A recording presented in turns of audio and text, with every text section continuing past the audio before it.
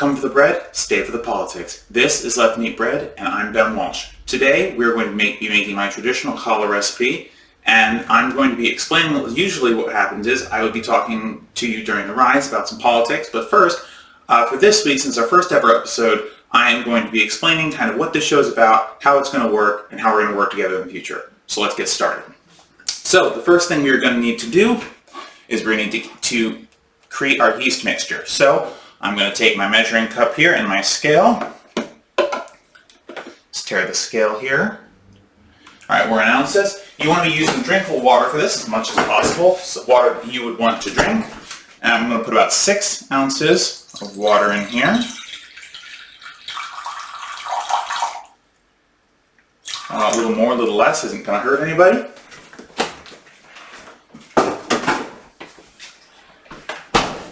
Next, we're going to microwave this for about 30 seconds. It might be a little more or a little less. The reason we're doing this is that the water that the yeast is going to be playing in needs to be warm enough so that the yeast can do their thing. And while we're doing that, let's get our yeast out.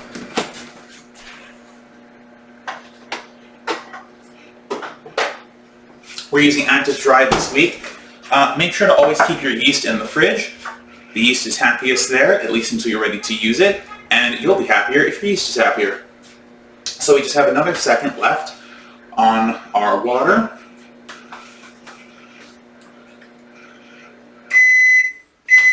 Alright. Let's see how warm this is. Now, lukewarm water is between 105 and 110 degrees, so that's what I'm looking for. Alright, so this is perfect. So here's what we're going to do. This is the right temperature, so we are going to bring over a bowl for our yeast. Place our water in here. Now, since this is a cold bowl, it will cool a little bit. It shouldn't harm it that much, so don't worry about it. Next thing we're going to do is we're going to take a tablespoon of sugar and lightly, this is just your plain white granulated sugar, so let's just sprinkle that on top here. Alright, mix that in. I'll be using a fork to mix this in. You want to mix the sugar into the mixture here until it's dissolved.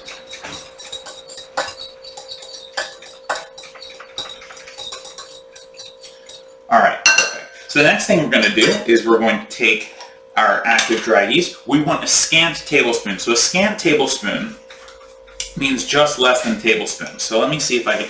So you can see here it's not the full tablespoon. It's going to be a little less than that, and we're going to sprinkle it on top, just like we did the sugar. Okay, and once you've done that, take your fork again, and you're just going to lightly fluff it. So this is taking the tines of the fork, that's the pointy bits, and just kind of swirl in the yeast and the sugar together. Just kind of get them all mixed in there. Alright, so now we need to cover this. We're going to set a timer for 20 minutes. Put this to the side. What this is going to allow our yeast to do... So our yeast is now going to eat the sugar, and it's going to start to bubble up. And this is how we know our yeast is alive, and this is what's called blooming the yeast. So for an active dry recipe like this, an active dry yeast recipe like this is what we're going to be doing. Remember, put your yeast back in the fridge. Alright, so now what we're going to do in the meantime, we're going to put our water measuring container back on our scale. And by the way, if you don't have a scale, just take a cup, a little less than that. So if you have a cup measure, you want to fill it about 3/4 of the way. So about 3/4 cups is 6 ounces. So what we're going to do is we're going to pour some more water in here. Again, about 6 ounces.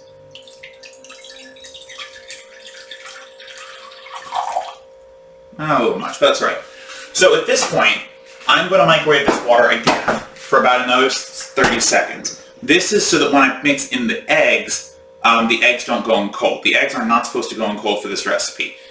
if your water is not cold and your eggs are not cold, as in you've had your eggs out for a while, you don't need to do this step. But I typically take my eggs out of the fridge just an hour or so before I start the show. So I'm actually going to warm this water to make sure that the ingredients go in at least warm or lukewarm.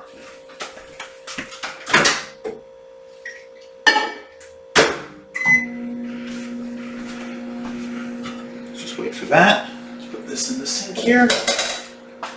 All right, so as soon as that's ready to come out, we're going to use 3 of our 4 eggs, but we're not going to use 3 whole eggs. We're going to use 2 whole eggs and 1 yolk. Don't throw away the white. It's delicious, and also you can use it for our egg wash later if you don't want to use a 4th egg, or you can just save it in the fridge for another recipe.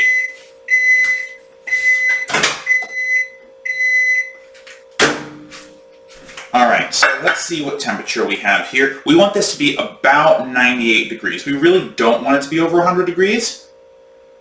But if it is, that's okay.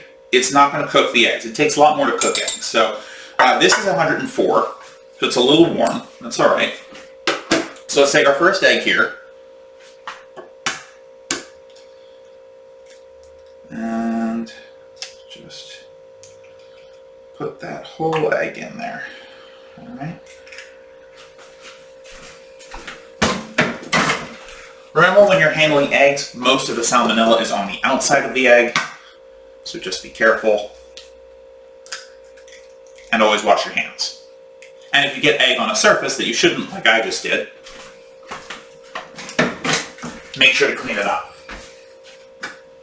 I'm going to use a paper towel here, just clean up here.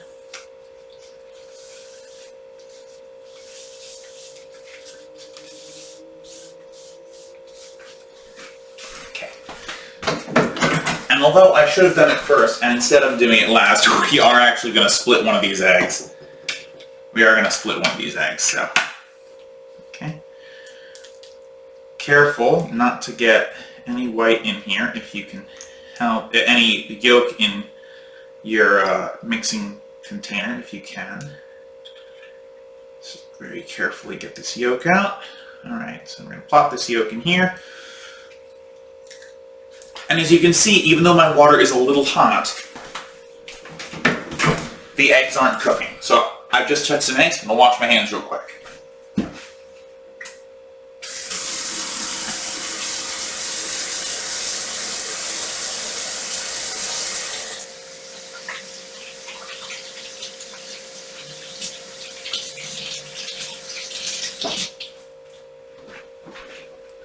And we're all about hygiene here, so we want to make sure that we are washing our hands as often as possible. Obviously, before this, I washed my hands, but every time you touch eggs or, things like that, you want to wash your hands as well. So we're going to take our egg white, we're going to put it in the fridge. I'm not going to use it for a wash, but you can later. I'll talk about that when we get there. Alright, so now, we're going to gently whisk this together before we mix in our other ingredients.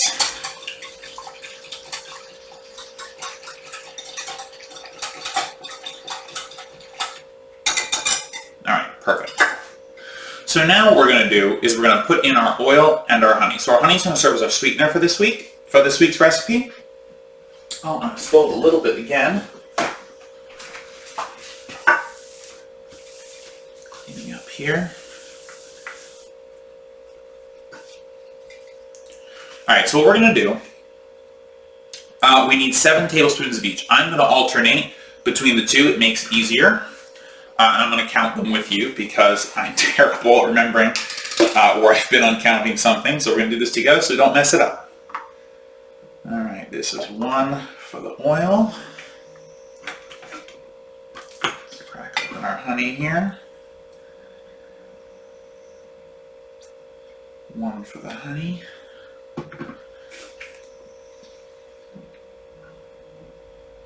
Oops, 2.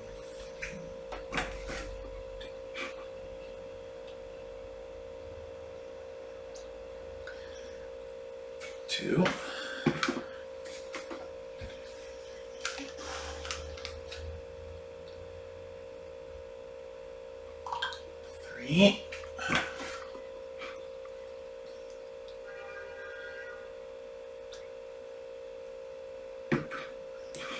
3. 4.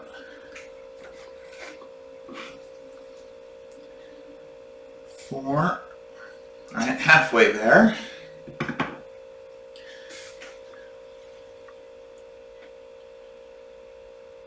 5.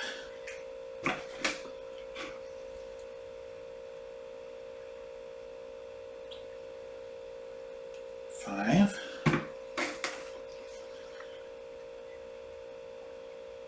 6.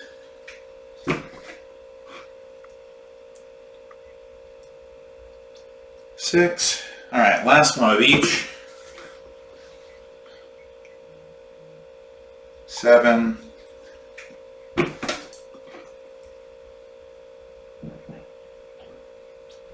7. All right. So we will not be needing this tablespoon measure anymore. So if you wanted, you could have done this 7 of one, then 7 of the other. We're also not going to need our oil for a while, and we're not going to need our honey again. So if you want to start putting things away, you're certainly welcome to do that. I will not be putting things away as I go to keep the show moving, but it will make your life easier if you put stuff away as you go. So I highly recommend it.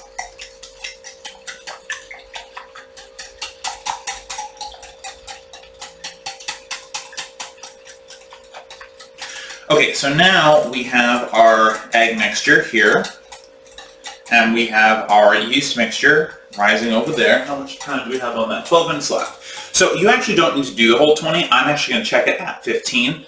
Typically I do 15, but I found sometimes that 20 minutes is good as well. And quite frankly, you can't really bloom the yeast. So if you get to a point where you need the extra 5 minutes to do some of your prep work, don't sweat it. Okay. Let's take this, put this over here. All right. So now we're going to prepare our dry ingredients. So our dry ingredients for this recipe are just flour and salt. I'm using bread flour. I highly recommend that you do as well. Bread flour has a higher gluten content than regular flour, than regular all-purpose flour. And since we're making bread, and bread requires a lot of gluten, we want to use that. So we're going to be doing 6 cups of flour. And for today's recipe, we're just going to be putting it right on our board. All right, I'm going to show you how we're going to mix it today. Usually I will use a standing mixer. You can do this on a board. You can do this in a bowl. It's going to be the same basic thing. The only difference in how you put this together is going to be if you use a standing mixer, and I will show you how to do that next week. All right, so that's our 3rd cup there. It is a small miracle that I've actually been counting when I'm talking here. All right, so it looks like we've about finished this bag. Let's just...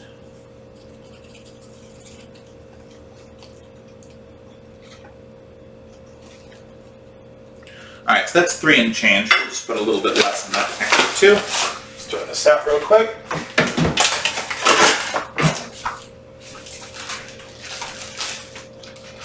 Open a new bag of flour. Hopefully I don't botch opening this bag of flour like I did when I ran my test episode and I had to open a bag of flour. It was embarrassing. I mean, none of you saw it, but it was still embarrassing. They make bags of flour unreasonably difficult to open. Bags of sugar too. For some reason. All right, so we were on 3 and change. Let's do the last 3. All right, so this is going to be 4. There's a reason I'm putting it all in one place and making a mound, by the way. All right, this is going to be 5. Careful not to get the flour off your board. but we want it all in one place. And this is going to be 6. Let's just, there we go. Okay, so that's great. We are done with the flour for now. Keep it out. We're going to need more for dusting. All right, and the next thing to add here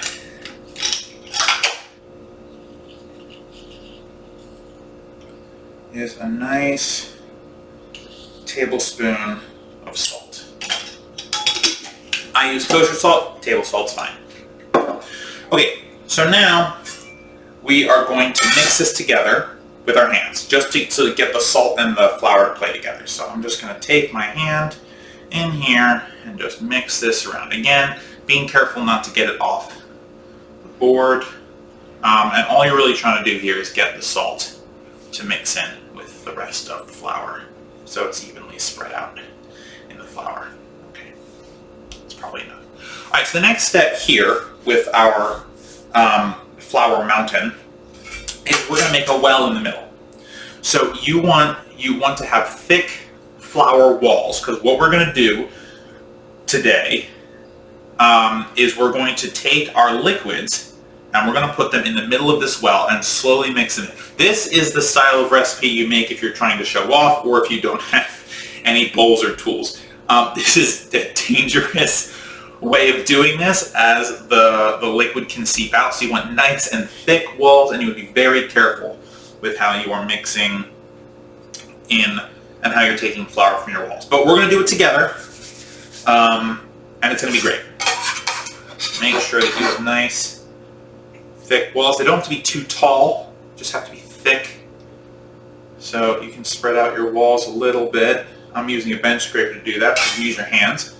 All right, so we have our well in the middle here. I don't know if you can see it, but essentially there's an area in here about the size of my hand where our liquids are going to go when they're ready. So we have about 7 minutes left on our yeast, which is fine.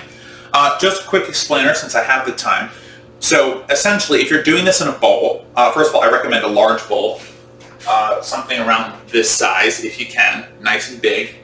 But what you want to do is essentially the same thing, but you can use a whisk, right? And you want to create a deep hole. You don't need a hole to the bottom of the bowl, like I have a hole to the bottom of the breadboard here, but it's the same basic concept. You're going to be in there with your hands, mixing all the liquids around. Okay, so let me wash my hands one last time before we start mixing things.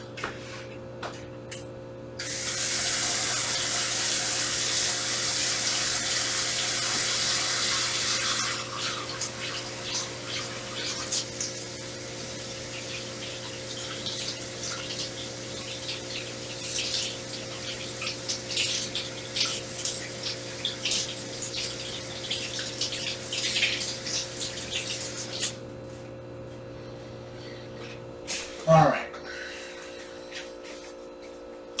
So we've got about 6 minutes left. Let's check on our yeast mixture. So it's a little bubbly. It can go for a little longer. Actually, it's all right. So if you look, you can see there's kind of 2 layers. So let me get the light in here so you can see. There are 2 layers. There's kind of a liquid layer and a bubbly layer.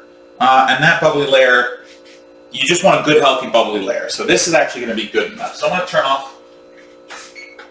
I actually just got to 5 minutes. How about that? So I'm going to turn off our timer. So the first thing I'm going to do is I'm going to pour this into our well. Okay? Be super careful about doing this. Okay. It's in there. We don't have any breaches in our wall. It's good. If you're in a bowl, you don't have to worry about breaches in your wall. It's not going anywhere. Next thing we're going to do, we're going to give our egg mixture a quick spin. And then we're going to pour it in here as well. And again, be careful if you see any leaks, breaks, anything like that. Or if you see it coming up the sides in a dangerous way, immediately stop what you're doing.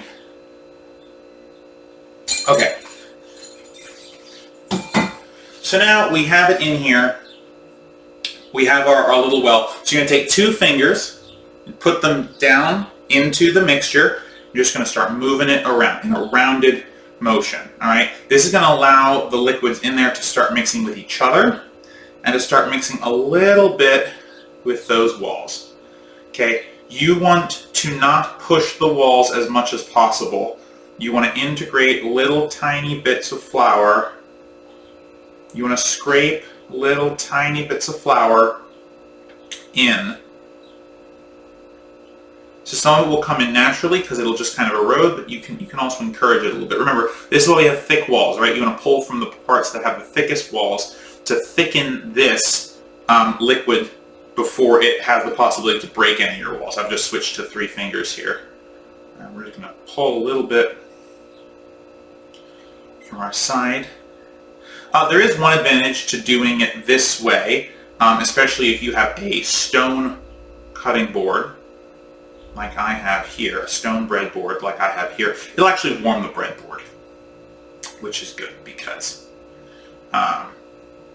otherwise it's very cold, and when you're kneading, it will cool your bread. Alright, so you're going to keep doing this. I've switched to all my fingers here. And it'll clump up at first. It's alright. Just use your hands, break up the clumps. The whole point is to get the flour to mix in with the liquid ingredients and to make it more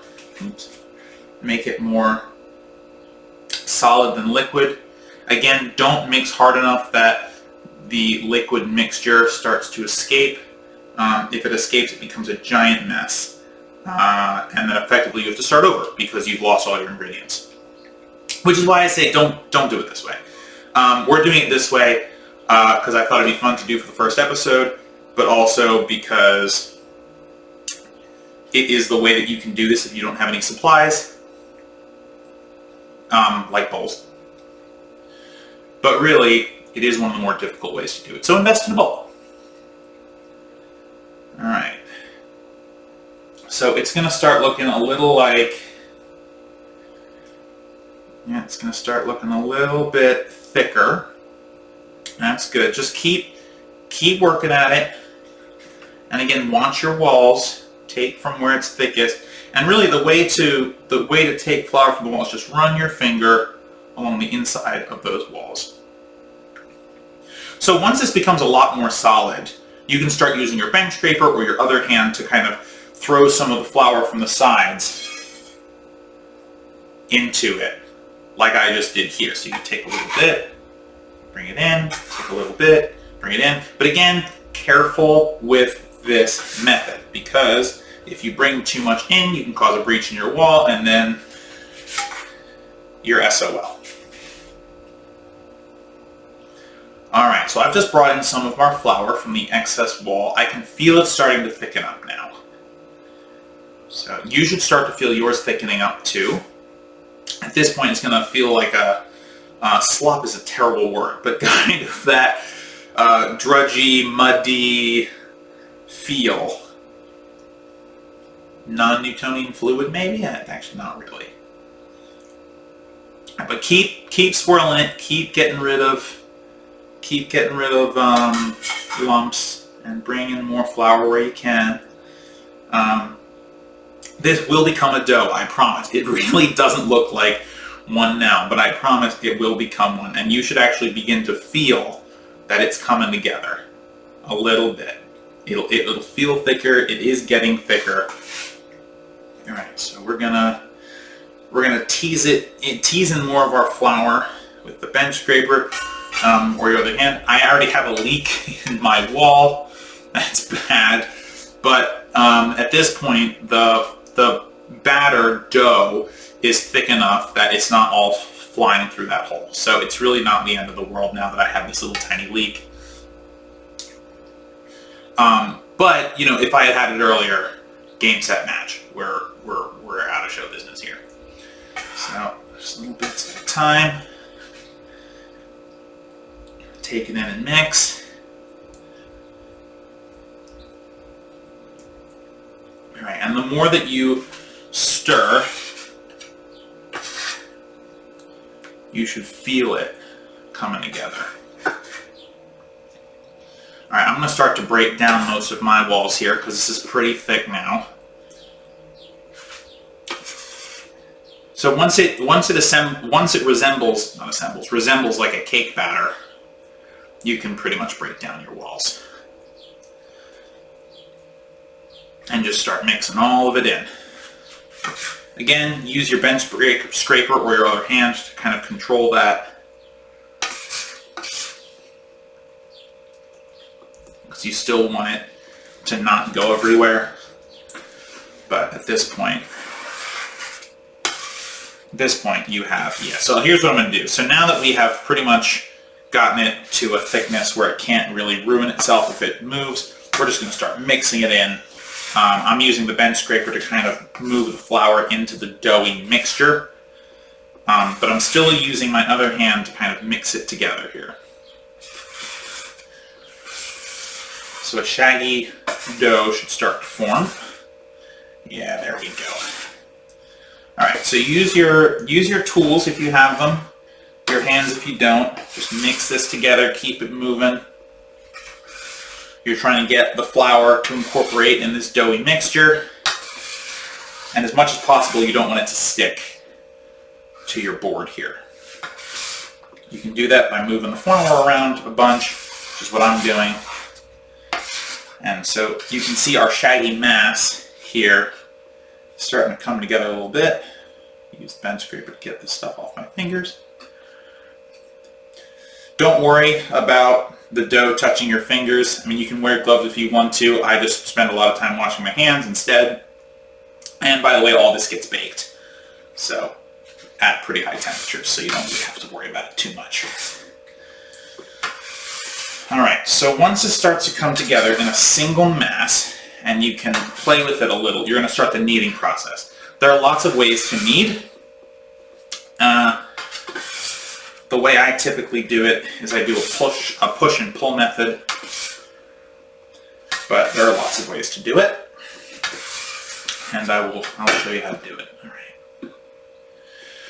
All right. So now you can see that effectively this is one item, right? I can pick it up, right? That's kind of your best that this is kind of where you want it to be. And actually, this is still, it's a little cooler than we'd like it to be at this stage in the process, but it's very soft, and soft is good. So you can see that I'm using the back of my hand here to press down into our dough before bringing it back with my fingers and folding it in upon itself. So I recommend this way. It's one of the easier ways to knead bread, in my opinion. But another thing you can do is you can take two hands, pull, and then fold with two hands if you want. So you take your hands like this. You put one hand at the back of the bread that you're not folding. Take one hand and put it at the front of the bed. You pull it out so you stretch it as much as possible. Then you use that same hand to bring it back. And whenever possible, you should be trying to rotate your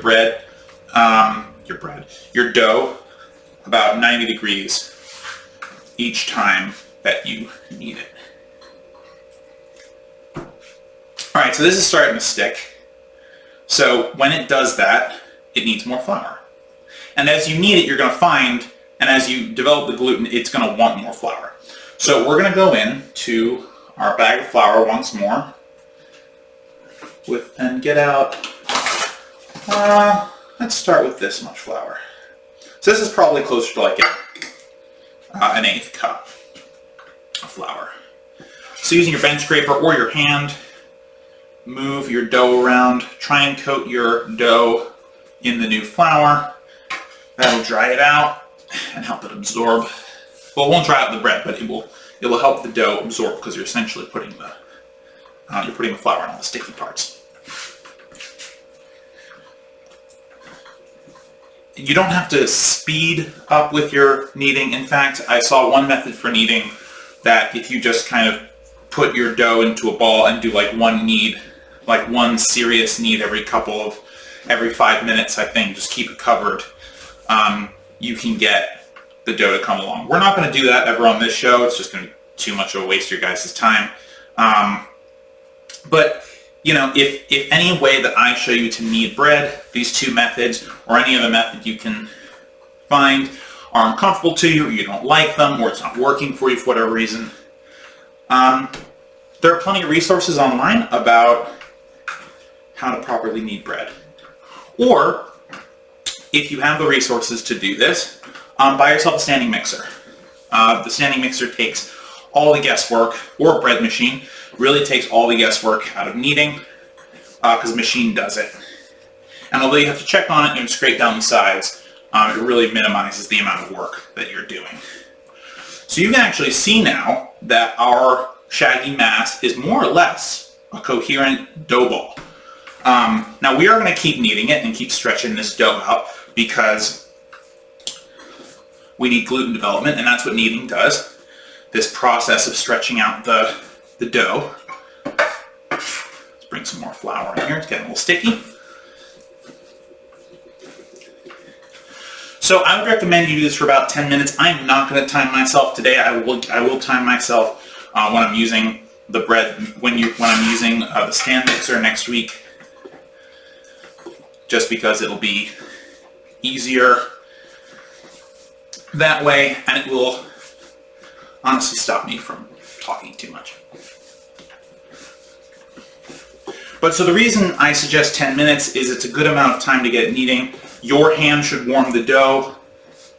You should be able to feel the dough's getting a little warmer.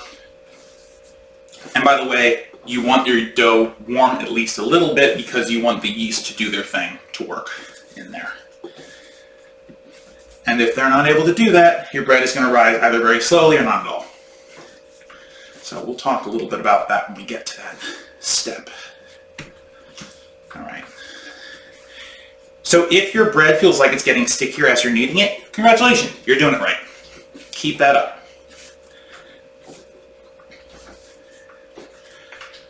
You can over knead things. It's kind of hard to do, but you can do it. So just be careful about that.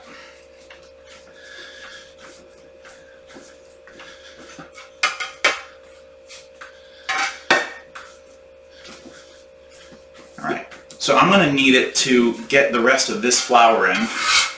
And once I do that, I'm actually going to check it for doneness. And I'll show you how to do that.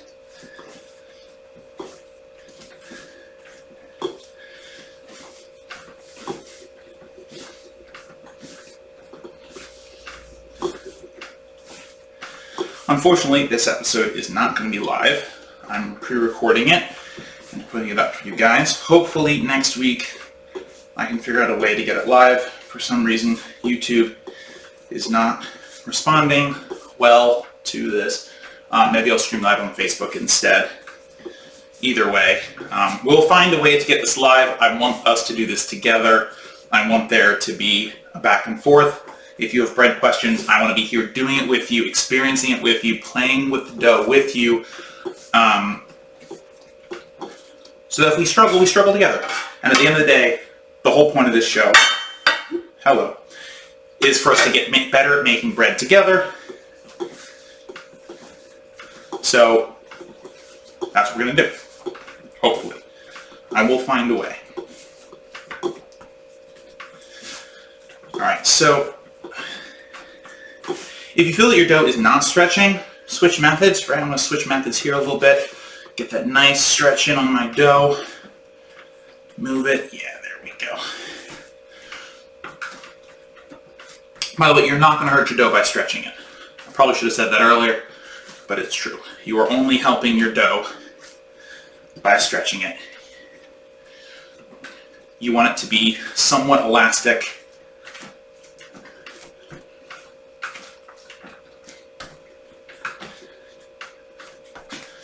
Alright, we are pretty much done with the flour I put down on here. So let me just do a couple more kneads here, and then we'll give it a check, see how we're doing.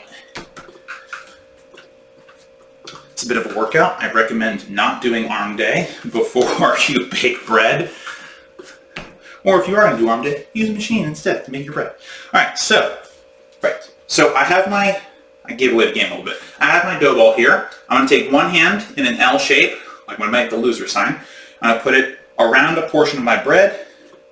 A little bit's going to come up, and I'm going to take it, I'm going to twist, so I get one massive dough. So what we're going to do here is we're going to use our thumbs to make this into a circle shape. Okay, stretching it out all the while, and when it gets pretty stretchy, you want to hold it up to the light. You want to keep stretching it. Slow and steady, so that the thinner it gets, the slower you want to go. So what you're checking for here is if you can stretch it and see the light coming through it without it breaking, then it's done. And this is done. So you can't see me, but you can see the light coming through to me, right? So this means this is done. This is great. Okay. So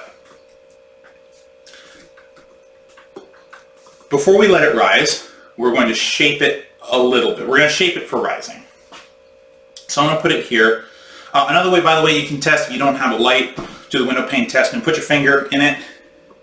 It should spring up very slowly, about 3/4 of the way. It should not come back all the way. Okay. All right. So now we're going to shape it into a ball. We're going to take our hands, we're going to cup them like this. We're going to put our hands underneath the bread, and we're going to use that cup to move the bread around the board.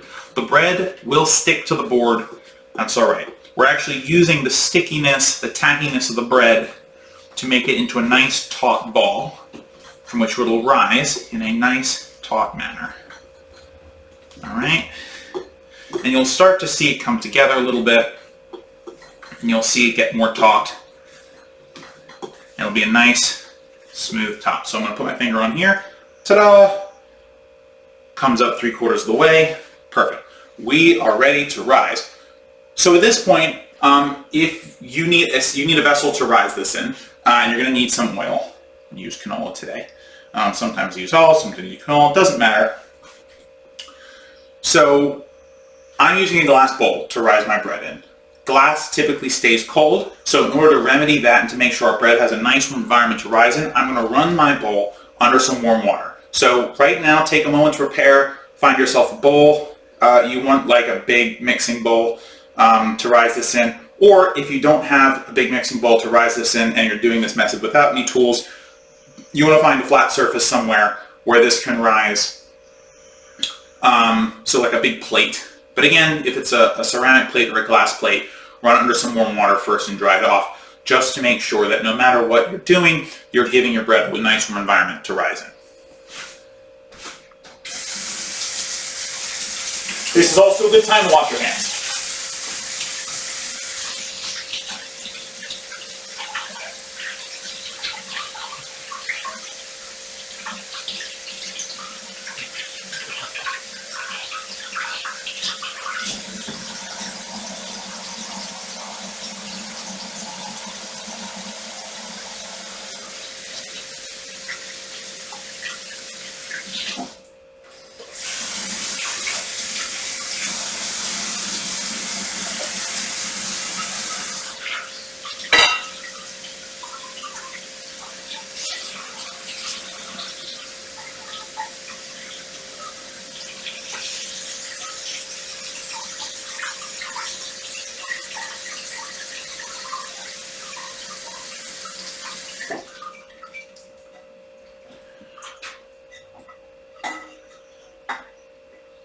Alright, so now that our rising bowl is nice and warm, I'm going to dry that off. Especially dry off the inside, you really don't want any water in it.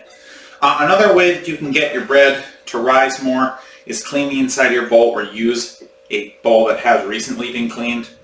Helps it rise better. This is the same for meringues, but we're not making meringue, we're making bread. So, alright, so I've got my warm bowl here. Dry my hands a little bit. So now what we're going to do, we're going to put about 2 tablespoons roughly of oil in our bowl.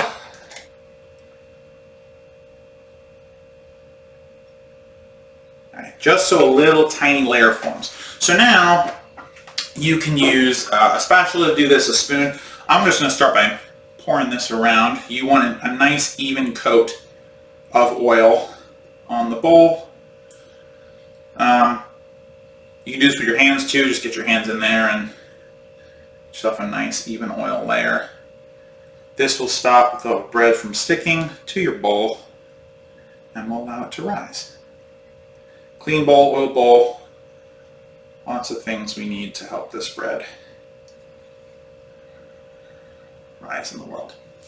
Alright, so we've got that. I'm going to take our bread, if it's sticking, just kind of come under it. I'm using a bench spare, but you can always use your hands. If you want to avoid this problem, just take a little bit of spare flour, just put it underneath your bread ball. Alright, take our bread ball, we're going to plop it in our bowl here, spin it around. Going to flip it over real quick just to get oil all over it. This will help it rise. Alright, so now our bowl is covered, our dough ball is covered in oil, and we're going to get some plastic wrap and a towel and put it on top.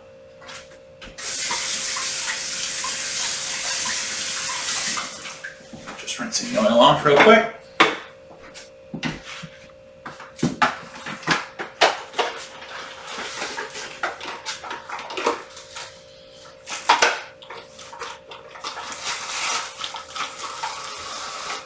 If you don't have access to plastic wrap, you can just use a towel. Just be aware.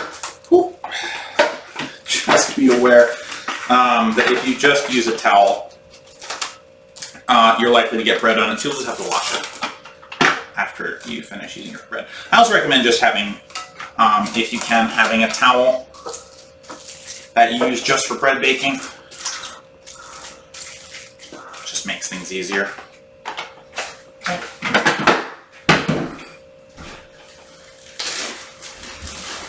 Going to get our bread towel, pour it over like this, put it over our bread. This double insulation allows the bread to rise nicely because it keeps all the warmth in. Now, if you want your bread to be warm while it's rising, so there's a couple ways to do that. I'm going to set a timer for an hour because I've just put this to rise.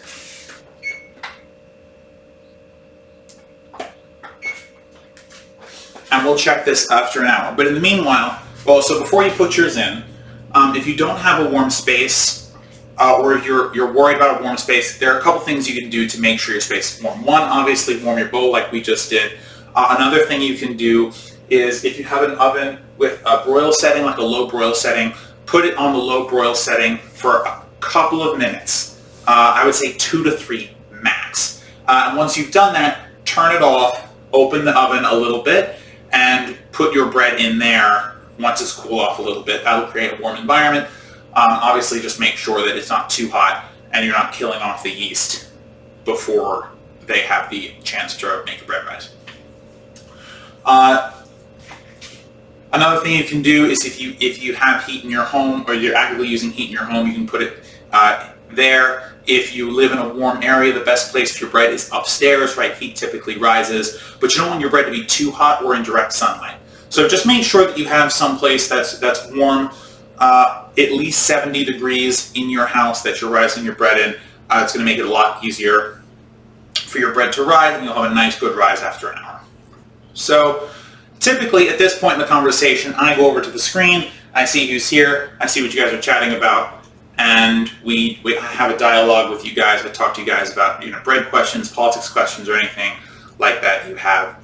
Because this episode is recorded and not live, unfortunately I can't be doing that this week. But really, again, I will say this lots of times, we do this show together. I want us to do this show together. So my hope is that we can get the live working and that Facebook and YouTube and whoever else decides that I'm allowed to broadcast on their platform, and we can get a good conversation and stream going each week. The other thing that we will be doing at this point, possibly, other than just talking politics and answering your bread questions and politics questions if you have any, is I'd like to bring guests on at some point. My hope is to have conversations about some of the topics that we are going to talk about. So usually at this point I pull up the whiteboard. It's going to be a little different this week because I'm not using my usual software, so let's just see if I can do it.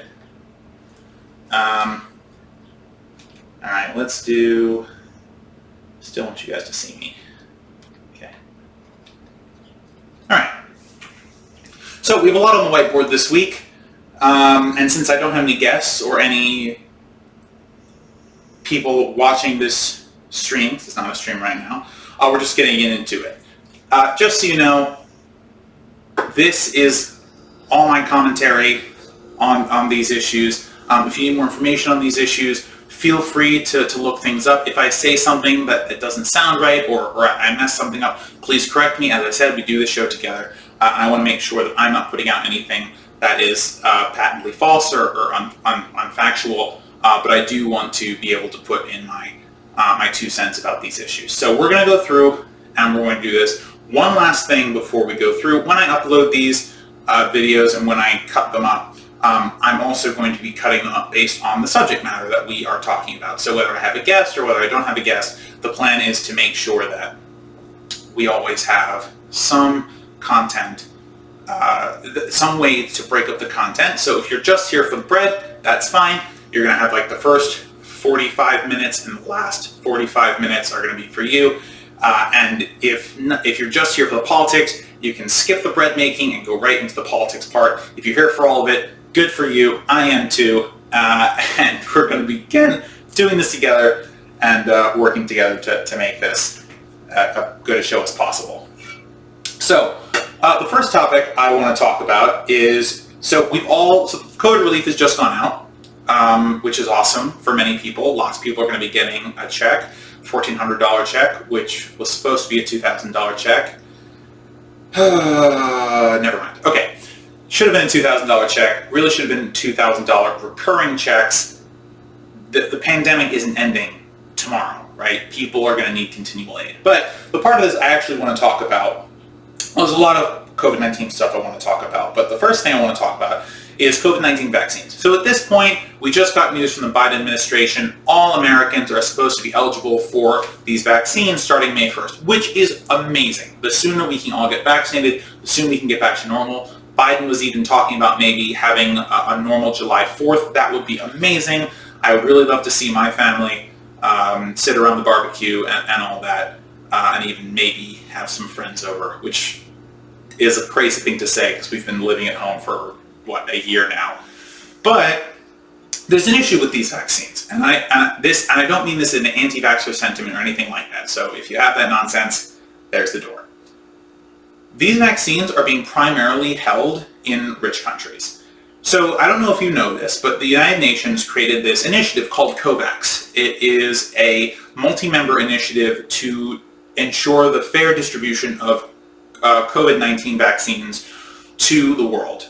And at this point, it hasn't had much success because the rich nations, so think European nations, the United States, China, Russia, Israel, Saudi Arabia, and some of the Gulf states have been buying up all of the vaccines before poorer countries in Africa and South America and Central Asia can buy them. And because there's only so many of these vaccines, and I'll get to why that is in a second, we are reinforcing this kind of neo-colonialist. We're reinforcing kind of this neo-colonialist narrative of rich countries versus poor countries, and that richness and poorness, it's not natural. It's artificial. It was created by colonialism, right? So we live in this strange world where, in theory, like colonialism's over and everyone can compete on the world stage equally. That just isn't true, and the COVID-19 vaccine is proving that's the case. And one of the reasons, by the way, that there are so few vaccines to get around, even though it seems like there are lots of vaccines, there really aren't compared to the world population, is because these vaccines are patented technologies. And these companies want to make a buck off of these vaccines, which it just tells you everything you need to know about capitalism. I mean, these vaccines are going to be essentially the only way that we get back to normal. And I don't just mean us in the United States, I mean our brothers and sisters all around the world. There's only one, brothers, sisters, and non-binaries all around the world. And if we aren't careful, we're going to end up in a world where some people are essentially from rich enough countries that they can do what they want to do, and some countries are going to be locked in this kind of never-ending cycle of disease that they can't control because there aren't enough vaccines, or they'll get it so late that they will be further hampered in their ability to transact in the world economy and things like that. And that really is an unacceptable state of affairs. And to go back to the patent point, first of all, we shouldn't have these patents at all. The United States government and the governments of many other countries funded these vaccines. They put the money into the universities that allowed for these vaccines to be created. So what happens is, a professor or whatever looks, does the research at a university, and then once all the research is done, a pharmaceutical company comes in and buys the rights to it, pays the researchers a bunch of money for it, and then they own it, and they can mass produce it. A lot of the times, now in this case it was a little different, because it wasn't done at the university level, the money was provided directly by the federal government. But oftentimes what happens is that public money is used to develop these, then private capital swoops in, buys the rights, and then sells it for a profit, claiming that the high price for these is because of their R&D costs, when really, who paid the R&D cost? You did. I did. The American people did. The people of other countries did. Through our tax dollars. This should be free.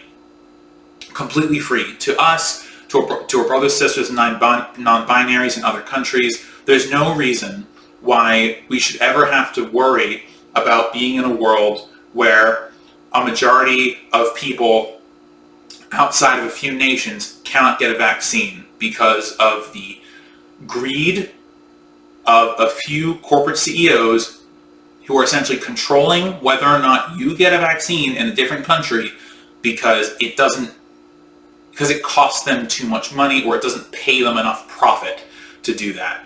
And that kind of behavior, that pure greed, that greed at the expense of people's lives, COVID-19 is a killer. Let's not forget how many people died in the United States, 500,000 dead in America alone. And if your profits are worth more than their lives, you're a trash person. You're just not, a good person at all. You just can't be. To that end, by the way, COVID-19 is not the only pandemic we're going to have.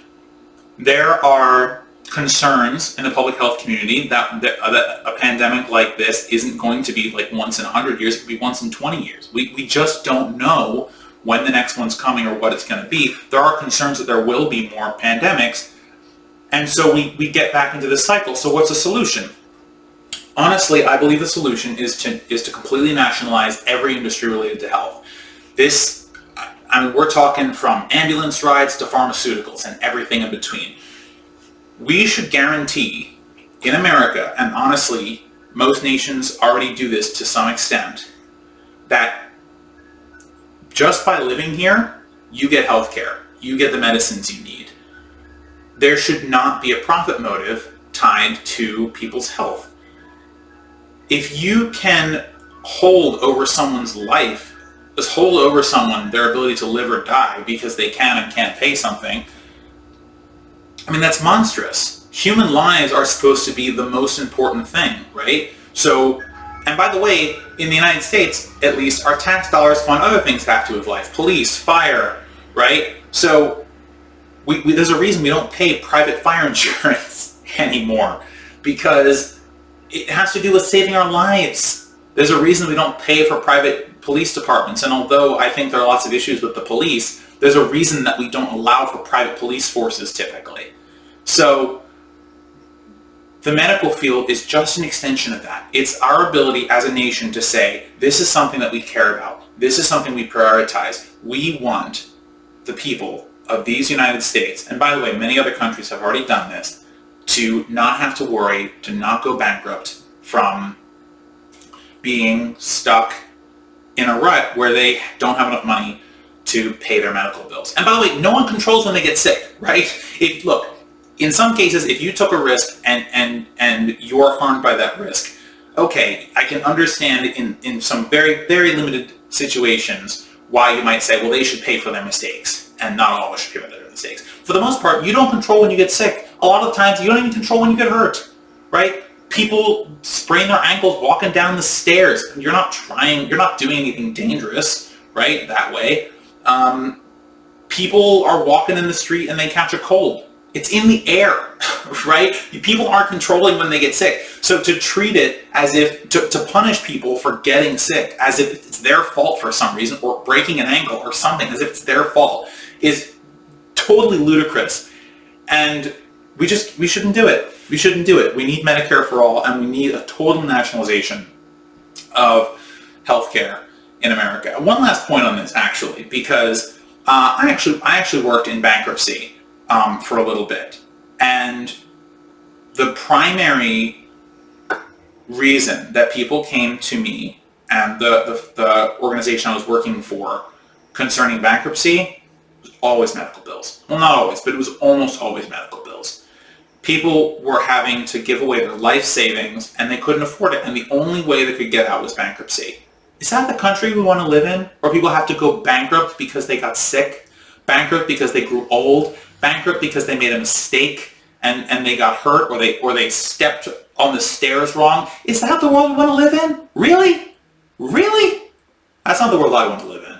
And I think most Americans agree. In fact, I know most Americans agree. Medicare for all polls at 71% in some polls. It is overwhelmingly wanted. We need it, and we need it now. The next thing I want to talk about is slightly related.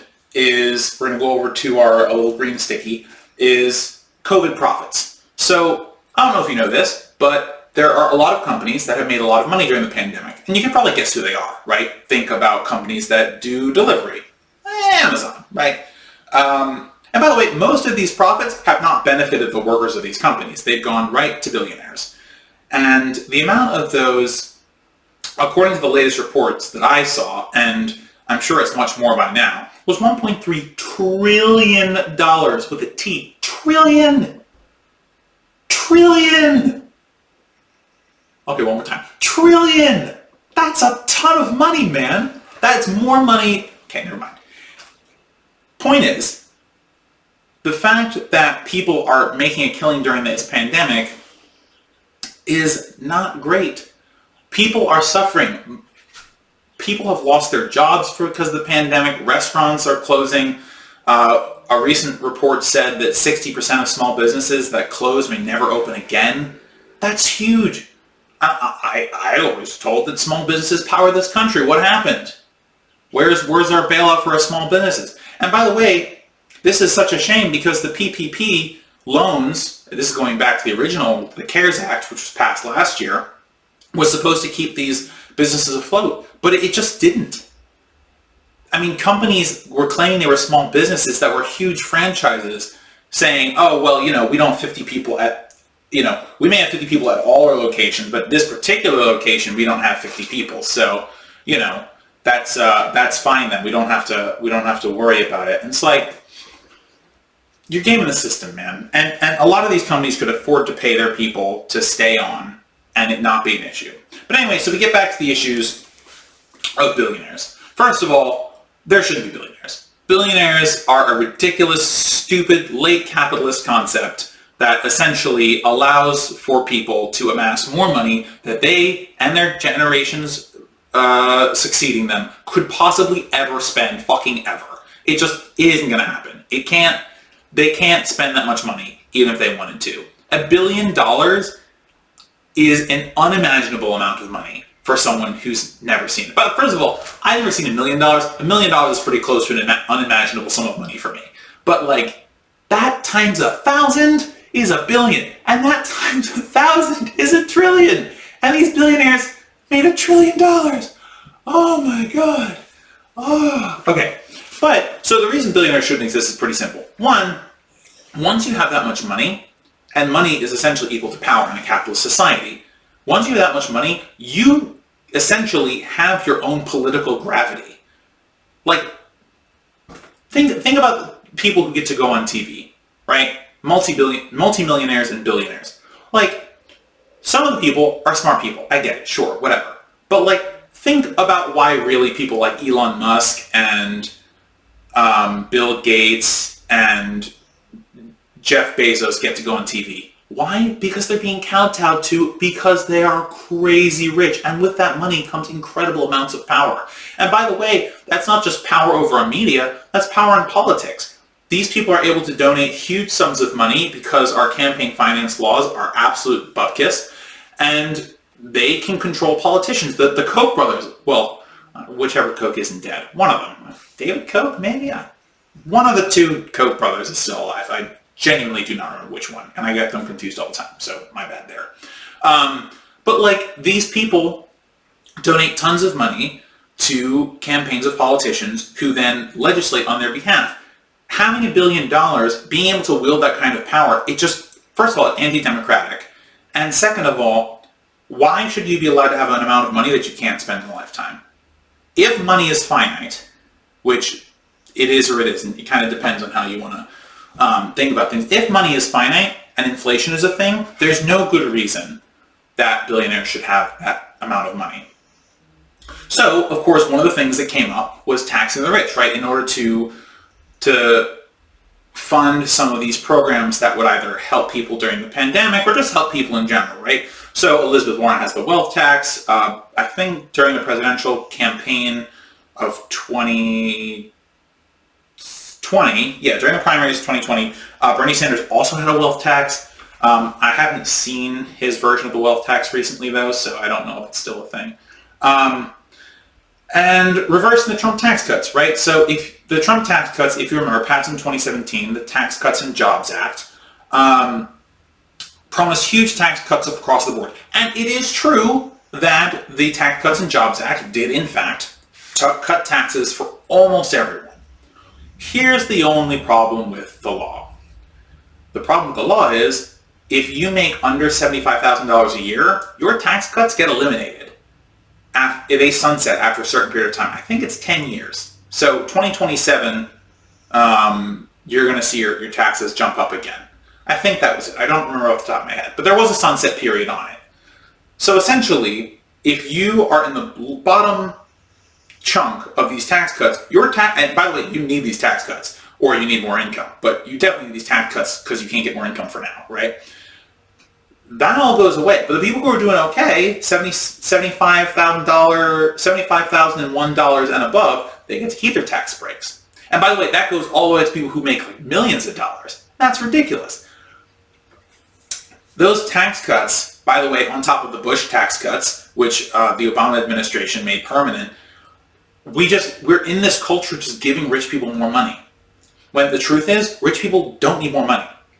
And everyone knows that. There is no good reason, but they're not making it. And this myth about the job creator thing, it's totally bananas, because the thing is, and I'm going to talk about this more in the future, is jobs are only created where these people feel that they can make the most profit off it. It's not benevolent. This trickle-down economy stuff, George H.W. Bush called it voodoo economics. It's a joke.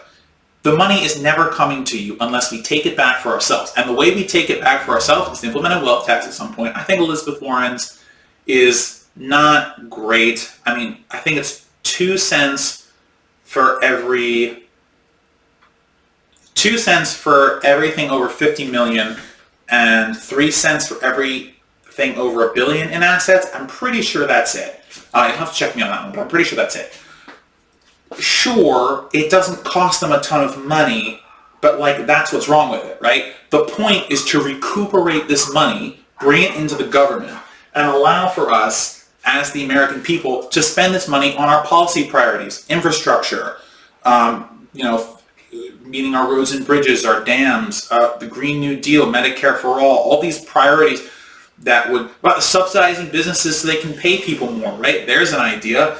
But that all requires, in theory, that all requires money, and that money has to come from somewhere in theory, right? And the place that it comes from is billionaires. Plus, we just should not be allowing people to have that much money. It is bad for society for people to have that much money and power. And by the way, a quick aside, which I will explain more another time. I'm a believer in modern monetary theory, so when I talk about money needing to come from places to go to places and there being a finite amount of money, I say in theory because I don't really ascribe to that. I'll explain a lot more of that in another episode. But for now, I just want to focus on the tax cuts part of it. The taxes part of it. At the end of the day, we have the power to make sure that the resources in our country are spread out in a more even way. And the way we do that, whether you believe in MMT or not, is to take it from the people who have the most and to give it to the people who have the least. And then we can create real equality of opportunity in America. We can be the golden door, right?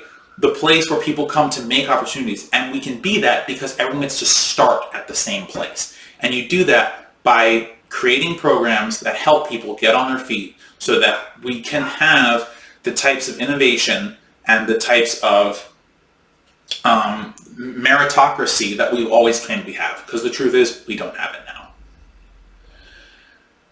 Oh, that was a lot. All right, the next thing I want to talk about is not as related to that and not really COVID-19 related. So we're going to move away from COVID-19 for a second. So I'm sure all of you have heard of cryptocurrencies. They're, Bitcoin, Dogecoin, they're billion. Facebook wanted to start one at some point.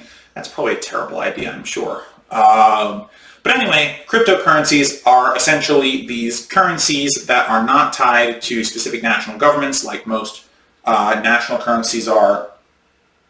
And they can be used for the purchase of things that can be double-checked through the blockchain, and it's all very secure, right? Sounds great. So there's a giant problem with cryptocurrencies, and it's not just that only, that it essentially, one of the issues with cryptocurrencies is that, like regular currencies, they tend to go to the people who already have them, right? It takes wealth to build wealth in crypto, just like in everything else. So people are having to purchase all this hardware to mine cryptocurrencies and to get cryptocurrencies and make money that way. The other thing, and speaking of the hardware, is that cryptocurrency mining requires a ton of electricity. And because we're not generating electricity in a way that is sustainable, there are environmental consequences to making all that cryptocurrency. And not only is there an environmental impact because it uses a lot of electricity and our electricity isn't generated in a way that is environmentally friendly, the other issue is it requires these huge data centers for people who are really serious about mining it. And there's pollution created from those data centers and warehouses and things all by themselves. So it's kind of a double whammy for the planet in a bad way that we have huge amounts of cryptocurrency farming going on because we're producing pollution on the front end with the data centers and on the back end with the electricity generation. So look, there are plenty of issues with states and with state currencies and the way that currency is manipulated by national governments to create and execute foreign power on the international stage and all of that. But the truth is, relying on cryptocurrencies to save us from the issues of national currencies, it's going to harm the planet in a way that we may not be able to recover from. I'm not totally against cryptocurrencies, but I think for now, there is real problems with cryptocurrencies. One, because I think it's problematic for Earth and climate change, and on the other hand, I think it has a tendency to continue the types of structural inequalities and financial inequalities that we see in our world today. I don't think cryptocurrencies, as they're structured now, are going to be useful for creating the socialist future that allows people to have real shots of opportunity and to be treated as economic equals. I just don't think cryptocurrencies can do it, and even worse, I think they're harmful for the planet. So the next thing I want to talk about, so we have people immigrating at the southern border, That is nothing new. But recently, and it may have to do with COVID, there are more people coming across the border than usual. And when Biden and Harris ran for office, for president and vice president, they talked a big game about getting rid of the detention camps, right? Like, oh, the kids in cages, this is so terrible, we have to stop this. Well, it turns out that the Biden administration has reopened some of the camps that the Trump administration was using for keeping kids there. Okay, not great. And when you read articles about these camps, essentially the response is, when the question is like, hey, aren't these just the same kids in cages? It's like, oh, well, these cages have, the word welcome on them and banners with paintings and colors on them. Oh, but can they leave? No. Okay, it's prison. It's prison, just like the Trump ones were prisons, just like the Obama ones were prisons. And the thing is, look, it is difficult to deal with large amounts of people coming over the border when we have the types of immigration laws that we do, and we don't have enough people who review files to speed up this process. And especially it's hard when a lot of people are coming over, yada, yada, yada. But the truth is, these are still people being detained essentially for no reason. We don't have any proof that these people are dangerous, just like we didn't have any proof during the Trump administration that they were dangerous, just like we didn't have any proof during the Obama administration that they were dangerous. We have to find a better way to get these people into places in the United States, so we are not detaining them in prisons at the border. I don't care if your prison has rainbows on it. I don't care if your prison has Black Lives Matter on it. I don't care if your prison has, whatever soppy slap slogan you want on it. It doesn't matter. The truth is, it's a prison. These people can't leave. It's a prison, whether you like it or not. We have to find a better way to do this. And by the way, one of the ways we can do this is just to re-up the sponsoring program. Many times people come across the border to family that's already here. What if we just put more resources into finding who those people were and get them into their families? Their families can take care of them. We're not talking about people who are coming here with some evil intent. People are coming here to work. And by the way, the jobs that they want to work, Americans don't want to work. I don't remember if it was 2018 or 2019, but essentially we had one year, I believe it was in Georgia, where they passed some kind of law about about what kind of workers could pick crops. And it was to incentivize those jobs to go to Americans, right? Because the idea is that, the idea was that immigrants are taking the jobs of Americans. Well, what happened was fruit rotted on the vine, veggies rotted on the vine, because Americans don't want to work these jobs. And because Americans don't want to work these jobs and someone needs to work these jobs, why can't we just have people who want to work the jobs? And by the way, there's actually a corporate angle to this too. One of the things that has been done, because corporations will hire these people who are undocumented or are not here in a way that is considered legal, they'll hold it over their heads. So if they try and form a union, if they try and ask for more money, if they try and ask for health care, if they try and ask for any other worker rights, the company can turn them into the police. And actually we saw this happen where I don't remember where it was, but there essentially was a large plant that had hired lots of immigrant workers and who were not here in a documented fashion. And when they did do that, essentially the workers wanted more. They wanted better wages, they wanted better benefits, and they wanted to form a union, I believe. And the employer was like, okay, well, all of you are here illegally, so we're just going to call the cops and get you all arrested and thrown in jail, and now we don't have to pay you any more money. And by the way, that type of brutality, people see that. People's behaviors change.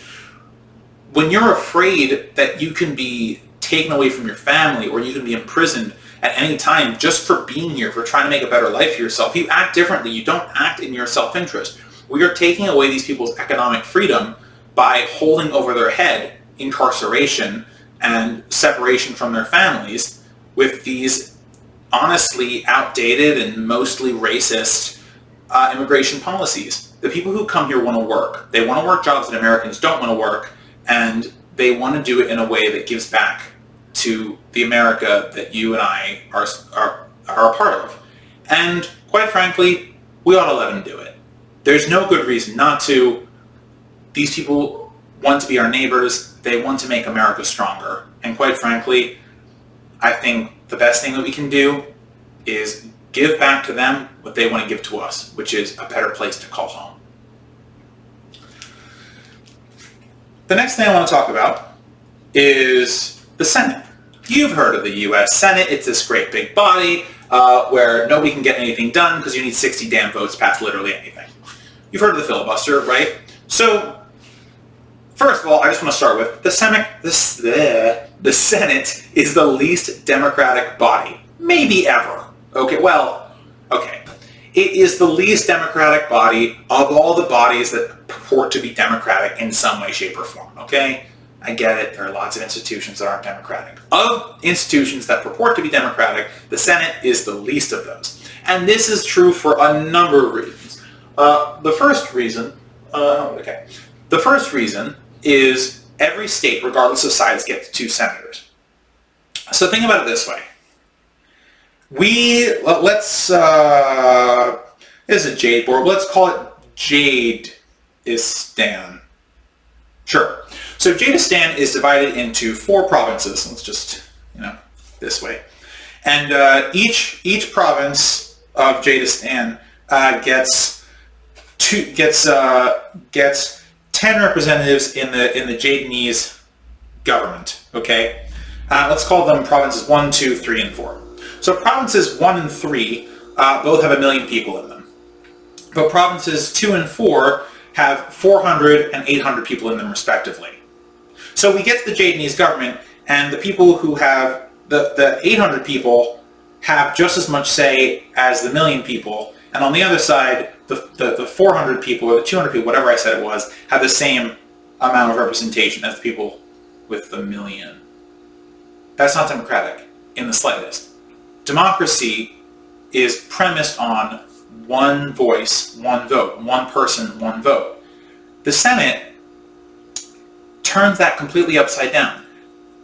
It enshrines into the founding of our Constitution conservative ideas. And I don't mean conservative as in politically conservative, I mean reactionary, like reactionary ideas, right? Because it's inherently undemocratic.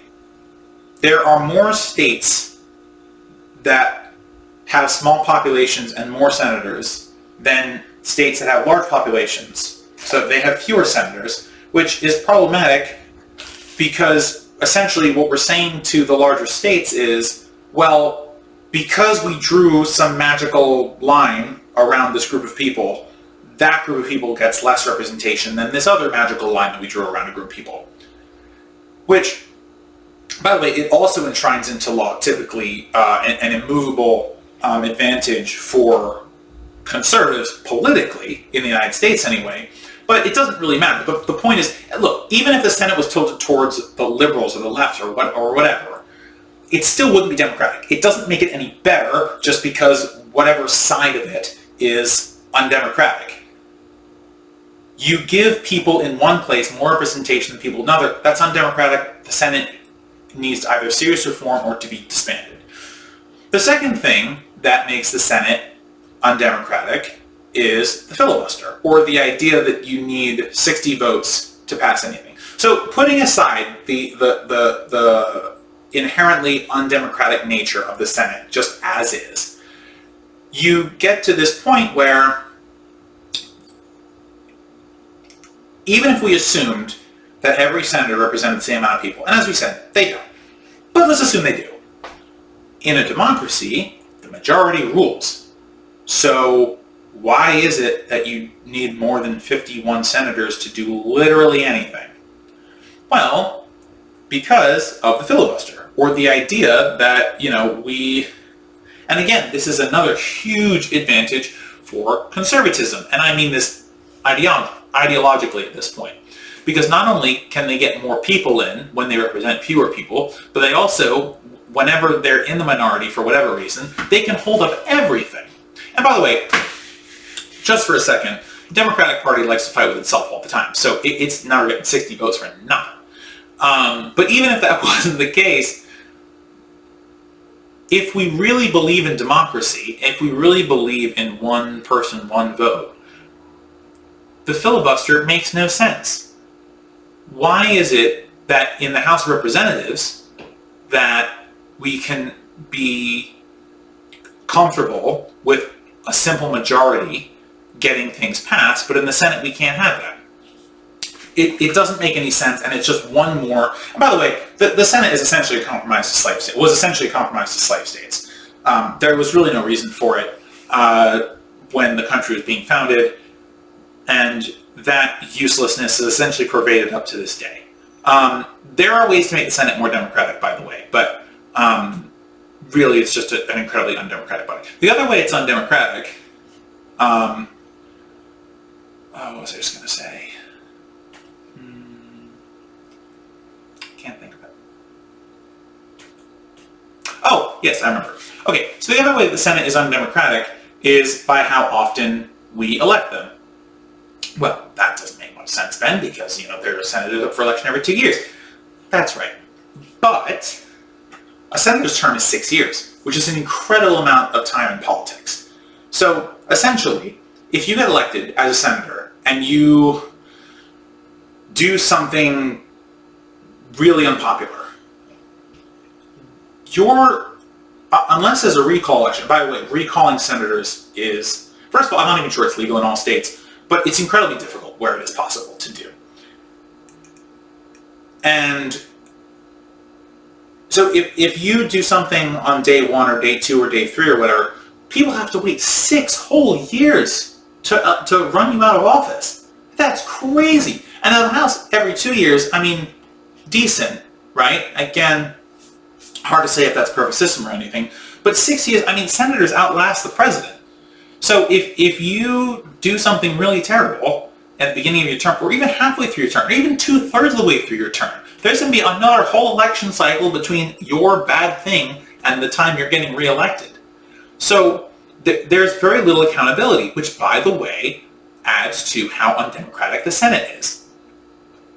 If your representatives don't represent the amount of people don't represent the same number of constituents as other representatives, are not able to pass laws by majority rule, and cannot be held accountable for their actions, you're dealing with an undemocratic body. So I don't have the solution for the Senate. I admit that. But the truth is, we need to do something about the way that the Senate is structured. Now, recently, Joe Manchin has been talking about how he wants to make filibuster difficult, painful to use.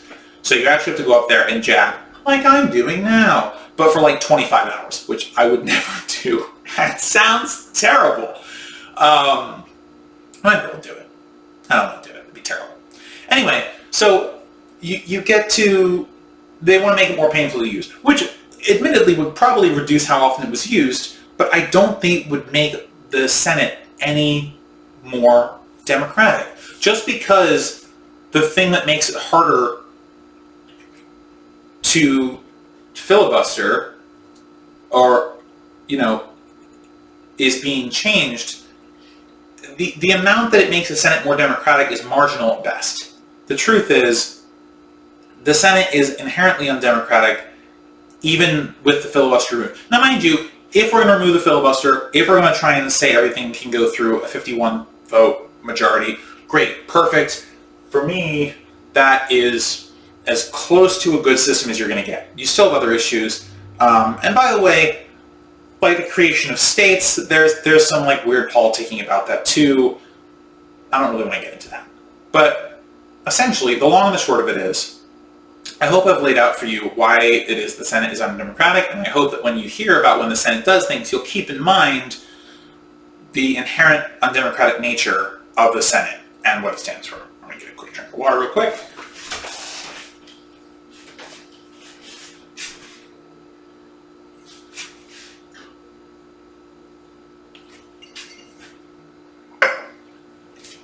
Hopefully I do not need another one of those. Okay, so the next thing I want to talk about, and do I have time for this? Yeah, I have time for this. Okay. So tipping is a corporate scam. So we're going to go to our dark yellow sticky. Dark yellow? Mustard colored sticky? Doesn't matter. So I looked it up this morning just to make sure. So tip minimum is like $2.12 an hour. $2.12 an hour. Dude, you can't even buy like a king-size candy bar with that. And by the way, that's before taxes. So after taxes, you still can't buy yourself a king-size candy bar. People are supposed to live on that. Okay, first of all, minimum wage way too low. Tip minimum shouldn't be a thing. That's what I'm going to focus on, not the minimum wage. I'll touch the minimum wage another time because it looks like the 515 has essentially died for now, which makes me very sad. But tip minimum is what I'm going to go for now. This is what I'm going to talk about now. So, just so you know, according to federal law, in order to be eligible for tip minimum, or to be eligible to have your wages reduced by $5.13 an hour from the federal minimum wage, all you need to make in tips per month is 30 bucks. So if you get a nice tipper one night who gives you 25 bucks and you get 5 more bucks from the rest of your tables or bar stools or whatever, congratulations, you now qualify for tip minimum and your work can be paid at $2.12 an hour. Jeez almighty. Anyway, no one can live on that, is essentially the point. And more importantly than tip minimum just being totally unsustainable for anyone who has to make it and live off of tips, is tipping is a corporate scam. Tipping is essentially a way that corporations get you to pay their workers for you. And by the way, essentially to punish their workers for totally arbitrary, in a totally arbitrary way. Many studies have been done on tipping, and essentially the conclusion is there is no rationale for tipping. Some people tip a lot, some people don't tip a lot. Some people tip on the tax, some people tip without the tax. There is no set of rules for when people tip, why people tip, how people tip, whatever. It doesn't matter. Essentially, there's no consistent scheme as to why people tip or like how tipping works. But the only thing that is really consistent about tipping is that it saves the corporation from having to pay their workers what would be a full minimum wage. And by the way, as I said earlier, $7.25 is not livable. Putting that issue aside. Apparently, the idea of tipping came in the Great Depression, where corporations didn't want to pay their workers a full wage any longer, so they pretty much said, hey, well, if you treat the customers real nice, then they'll give you extra money instead of just having to pay for their meal. And by the way, the first thing that you get from people who are like, outlaw tipping, that's crazy. People make their money off of tipping. It's true, people do make their money off of tipping. What I'm saying is they shouldn't. But the thing that's important about that is essentially the argument that's made is, oh my god, the price of food is gonna go up. I saw this ridiculous tweet. I forget who it was, so I can't credit them, but it was something along the lines of like, oh yeah, when your server makes $15 an hour, prepare for like a $38 like entree or something. I think it was like Taco Bell taco, or like a $38 Taco Bell taco. Which, first of all, 38 bucks for taco? Really? You gotta pay the person behind the counter 15 bucks, you're gonna raise the cost of a taco to 38 bucks. That doesn't even make any mathematical sense. Like, so stupid. Okay, even if it wasn't stupid, and I'm just like clowning on this random person who I can't even cite. Most people would be comfortable paying a little bit more for the food. And the truth is, you would only pay a little bit more for your food because the cost of raising wages is spread out amongst a variety of other costs. Restaurants price things in different ways. And by the way, from a strictly capitalist business owner perspective, there are lots of ways to do business that you can be profitable. You can sell by volume. You can sell. You can price by individual item. You can price bundles of items such that you make a profit. Right? There are lots of ways to make profit. Also, you can cut costs. Now, some of those costs are people. So there's concerns like, oh my God, there's going to be a job loss. So here's the thing. There is actually some truth in whether raising people's wages will cut jobs. But actually, when you look a little deeper into it, the results are really fascinating. So it turns out when you raise the wage, and this still with tip minimum, so let's talk about restaurants, right? We're talking about tips. So if you raise the wage to a living wage, there are job losses. But you know what's happening? People who can afford to only work one job are quitting their second and third jobs. So it looks like a job loss because there are fewer jobs that are being taken, but more people can be employed because there are still positions, right? So and look, some of the positions may be scrapped, but the truth of the matter is a lot of those positions will remain open and other people will take them. And then you'll have more people making a living wage and more people employed. You could actually make an argument, and I think it's perfectly reasonable to say, that raising the minimum wage will actually create jobs. And not like may create new jobs, but will create new openings for jobs that already existed so that more people can work. And I actually think that you will reduce unemployment by raising the minimum wage, by raising the wage in general, because people should not have to work more than one job to get by. So I think I got through all the points I wanted to make there. Tipping is a corporate scam. Essentially, tipping started during the Depression. Tip minimum is $2.12 an hour, and in order to qualify for it, you have to make $30. Essentially, for now, tip when you can, tip as much as you can, because these people are really struggling. But when you're not tipping, advocate for getting rid of the tip minimum, and of course, always advocate for raising the minimum wage. Okay. All right. One or two more things I can talk about. This is a nice big chunky topic. Let's talk about this. Actually, I don't want to talk about that right now. Let's talk about that. Okay. So, the United States has a huge military. We spend $800 billion on it every year. I think 800 billion is a new number. Typically it's 700 billion, but it doesn't matter. We spend a gobstopping amount of money on our military. Really way more than is necessary for like literally anything. And this has been going on in some sense or another since World War II. Since we mobilized and changed to a war economy, we've more or less always been one. And I don't want to get into the details of what a war economy are right now, but essentially imagine using state policy, kind of a command economy a little bit, using state policy to change people's working arrangements so that the country is producing more war things than it is producing non-war things. Now, the truth is, we're not in a war economy in the very niche definition of it, but we spend as if we are. And so we have to think about the military in the way that we think about everything else the government does, which is the government is using purportedly our money, and they're doing this in our name, right? Now look, if we make mistakes overseas, am I, Ben Walsh, personally going to be held accountable for what we did? No. But the truth is, they are doing it in our name, right?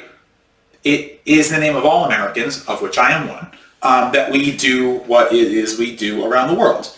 And so if we want to better control our government, which, by the way, one of the things that socialists want is to have more control of the government, make it more democratic, bring democracy into as many places as possible, we need to look at how our government spends and acts in our name. So we have $800 billion in our military budget. What does it go to? So one of the things it goes to is maintaining approximately 900 military bases around the world. And so you might hear that number and you think, okay, well, we have troops in Syria, we've got troops in Afghanistan, we've got troops in Iraq. So there's probably some bases there, right? And you've probably heard that, we've got some bases in South Korea. Okay, that's a little weird, but Korea is at war, right? And they're an ally of ours. That kind of makes sense, right? Do you know where else we have military bases? We have military bases in Germany and Poland and other countries that we have alliances with, like Saudi Arabia. And personally, I don't think we should have an alliance with Saudi Arabia, but that is a topic for a whole nother segment. That's going to be long. But anyway, in the meanwhile, why do we have military bases where our allies are? Well, essentially, we are exercising what is called soft power. We are using our economic power to influence, to possibly influence our allies. And by having U.S. soldiers there, by having U.S. troops, actually we have military base in Italy too. I know because a friend of mine was stationed out there for a while. We are essentially saying that your protection as a nation is wound up in us. And whether we exercise the power, the coercive power that comes with that or not, it's still there. There's still this sense that, hey, if we do something the Americans don't like, they could essentially renege our security detail, or they could take their troops away, and that could be detrimental to our safety as a nation. It's really fucked up, actually, the way that we do that. And by the way, those 100 military bases, they don't pay for themselves, and the countries that we are in don't pay for them. Those 900 military bases, they cost about $100 billion a year. And, gonna be honest, almost all that money is wasted. There's no reason for us to have military bases in areas where we are not at war. It doesn't make any sense. So we could close down most of those and save, or all of them, honestly, with the exceptions of the ones in America, and save like almost $100 billion, which we could then use for other things. The other things that our military budget is used for are making things that don't work. So I'm sure at this point you've heard about the F-35 stealth fighter that Donald Trump straight up thought was invisible for a while, like Wonder Woman's jet. Yeah. Okay, it's not invisible, but it is invisible to radar. God, that's so dumb. Okay, never mind. Anyway, so the F-35 has been essentially in development for a really long time. And there was this thing about it where before the design is made perfect or design is finalized, the company who's building them, I think it's Lockheed, but I don't know for sure, and don't quote me on that because I really don't remember, can start building them ahead of time, right?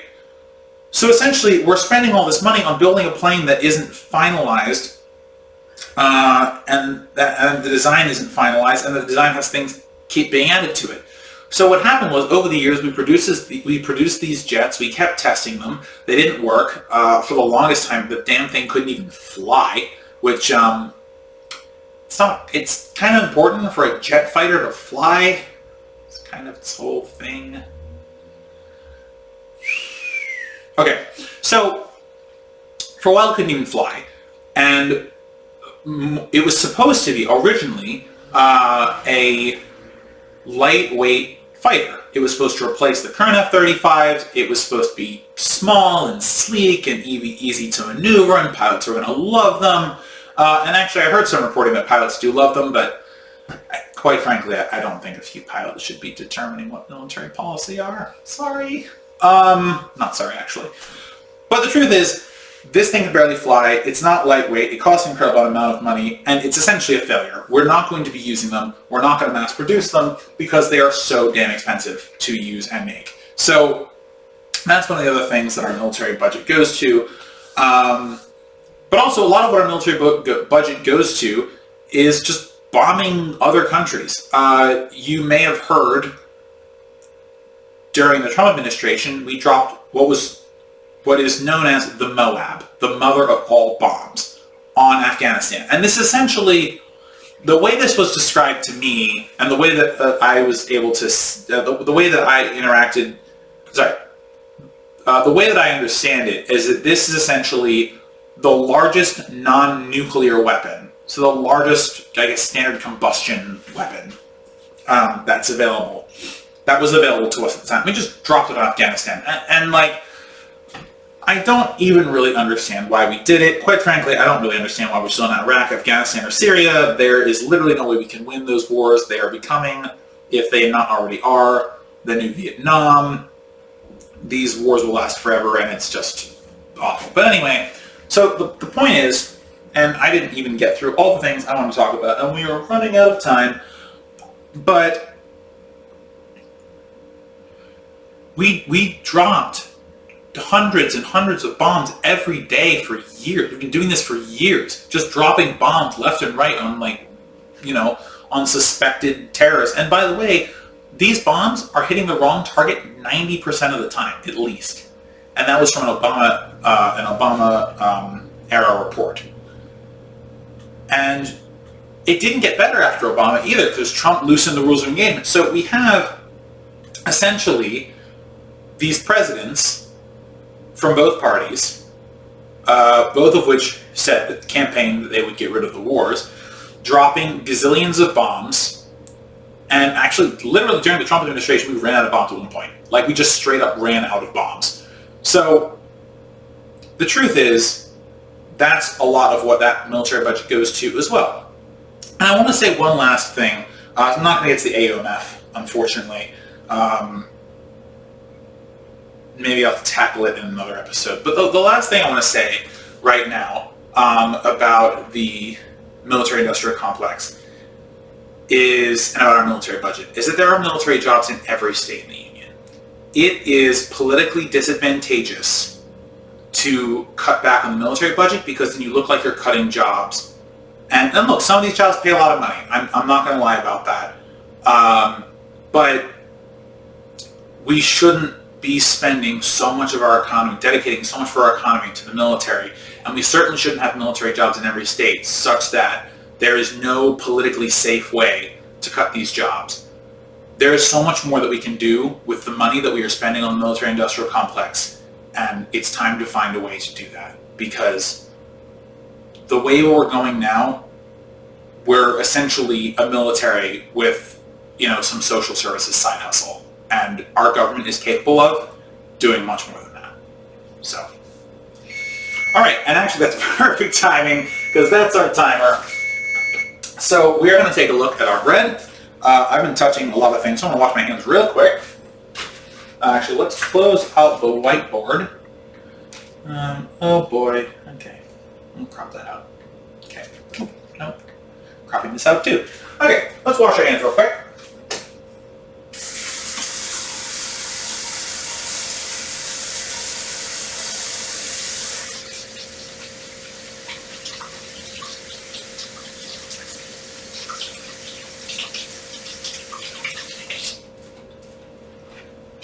Alright, so at this point, if you have some extra flour, and I actually do from past weeks, I'm going to take out my little baggie of flour. I probably won't use it all.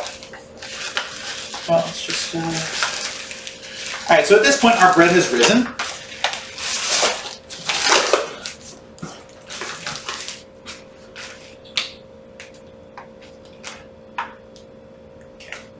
At this point, our bread has risen, so let's take a look at it.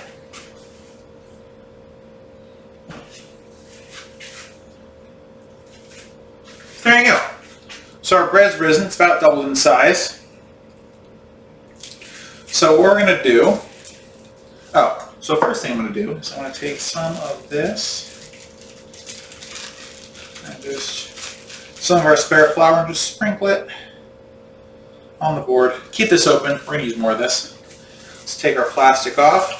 We try not to waste here on this show, and I highly recommend that you don't waste either. So what we're going to do is we're going to put our plastic right on the scale, because we're going to use our scale for measuring. Let's just take this here. There we go. So So I gotta take that. Okay. Alright, so you're going to want to knead this just for a minute or two, just to kind of recombine everything. So I'm just kind of here.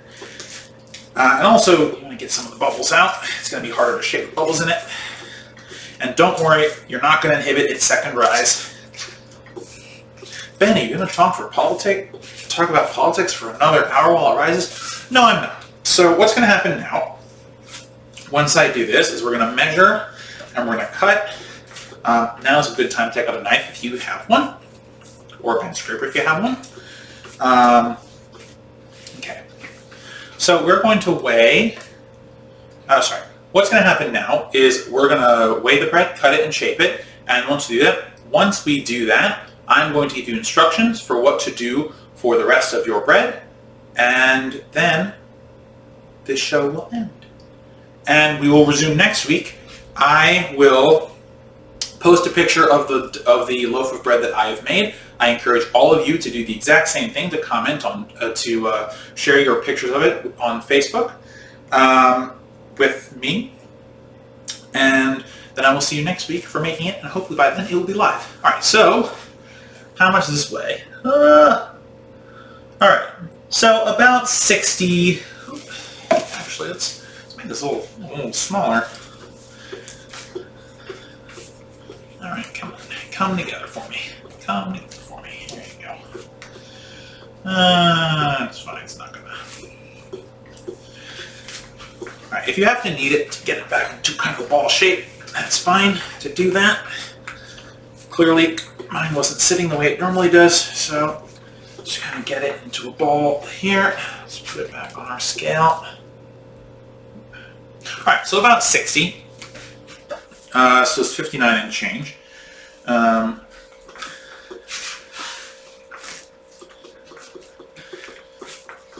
right, so this has absorbed most of the flour, so feel free to put more flour on here if you need it, which is what I'm going to do.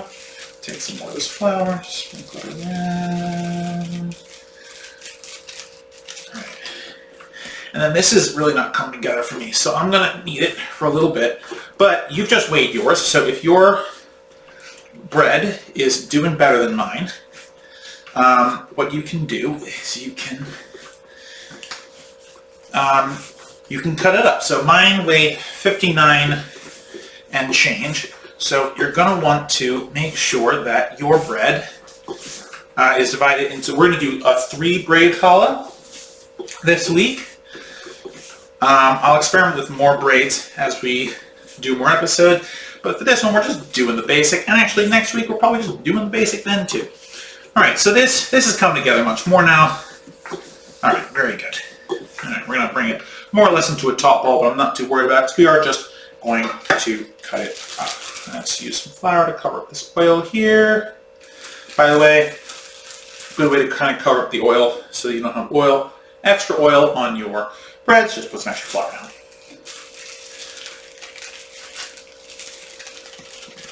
Okay. Not too much because you really don't want your bread to be too floured, or else the strands won't stick together. All right, so let's give it a shot. By the way, a lot of this is guess and check as far as the weight of your bread goes. I just did what looks like a third. Let's put it on here. All right, this is way too much. 25. Just gonna chop a little bit off of there. 24. Okay. I'm gonna chop a larger chunk off. All right, 20 and change. Let's see if I can't get it down to like 9/19. Okay, 1989. All right, so this is gonna be 1. All right, let's go back to our original dough here. Cut off another chunk. How much is this weigh? This is 17.67. So I'm gonna put some more of our little pieces of dough. 1901, 1996. All right, perfect. So this little piece here and this little piece here are probably perfect. So now that we have our 3 sized pieces here, we're going to make them into little balls like we've been doing before. Remember to use the cupping motion with your hands. Alright, we're just going to place them on the side of our board here to work with later. I know you can't see them because they're behind the oil. but I promise you they're there. All right. And again, don't worry about these balls being too taut or perfect. We're literally just about to roll them out into strands. Okay. At this point, we turn off our scale. Oops. All right. So now we need something that we're going to put our strands on once we've made them. So I'm going to line a baking sheet. I'm going to use a silicone mat and a 17 by 11 inch baking sheet. You can use a standard size baking sheet, which I believe is 10 by 13, and line it with parchment paper or a silicone mat if you have one. This loaf tends to get a little large, which is why I use the larger baking sheet, but you don't have to. Also, this is the same thing that you will cook it on, so it is easier to shape it on there as opposed to try and moving it again once it's risen a second time. If you can, you should avoid rising it. You should avoid moving it after you rise it. Okay, that being said,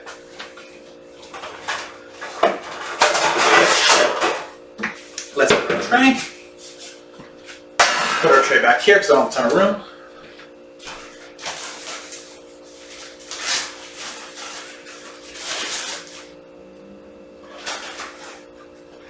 Okay, we have our silicone mat here. Let's put it down.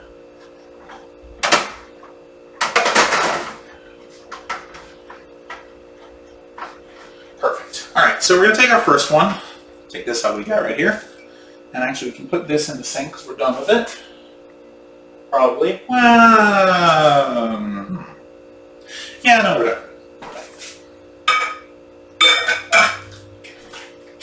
Alright, so the way I like to do this, let's move our balls up here, make it easier, is I'm just going to take my hand, my flat hand, I'm going to roll it underneath my hand there.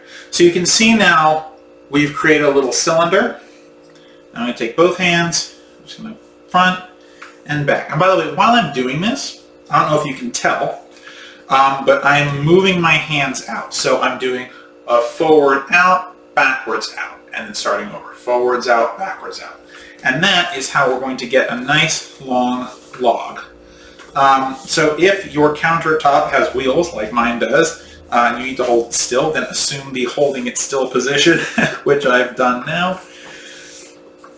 Alright, and we're just going to keep rolling these out. I like these to be pretty long. You don't want to make it so long that it's not thick enough to... So I use this for sandwich bread. So I intentionally kind of make these big enough so that when they rise in the oven, well, then they rise a second time out of the oven, and when they rise a third time in the oven, which is to say when they cook, that they don't, so they're big enough that a sandwich will fit on them. A nice sandwich. Feel free to tell me in the comments what you use your bread for. And also, if you have a recipe that you want me to try, a recipe either that you're struggling with or your own recipe, you should definitely, I would love to try your recipe on the show. And I'd love to try recipes that you guys recommend on the show. And hey, maybe my partner and I will have a different type of bread to eat that week. So please feel free to send us a message on Facebook with your recipe if you have one, or if you have one you want us to try, or if you just have any comments about what you use your bread for. Let us know. Alright, so this strand is coming along. I'm going to have to switch kind of diagonal to get it the size I want it. And you can see I'm having a bit of an issue where I'm bulbing on one side. I'll just move this over here. So in order to get that, you're going to put it between your hands and just thin it out. And also, see how it's thicker on this side than it is over here? You're just going to roll it out to that side. Just kind of push some more of that bread dough over there, and you can see it's kind of becoming the right size. Also work on the little boldest part as well. So you want it to be tapered on one side. You're going to use the one-sided tapering in order to attach the strands to each other. So we've got a good strand here. Take a look. You can see it's nice, pretty much even down the line. little variations, obviously, you can kind of fix those. You may stretch it while you're kneading, while you're shaping. That's all right. So let's take our first strand, put it over here on our baking tray. It'll shrink a little bit on the baking tray, but it's not the end of the world. We can always restretch it. Let's take our second ball of dough. We're going to do the same thing. And just nice and easy, back and forth. Same motion we were doing before. And start in the thickest part, right? We're trying to make it thinner. We make it thinner by working the thickest part of the bread. Yeah.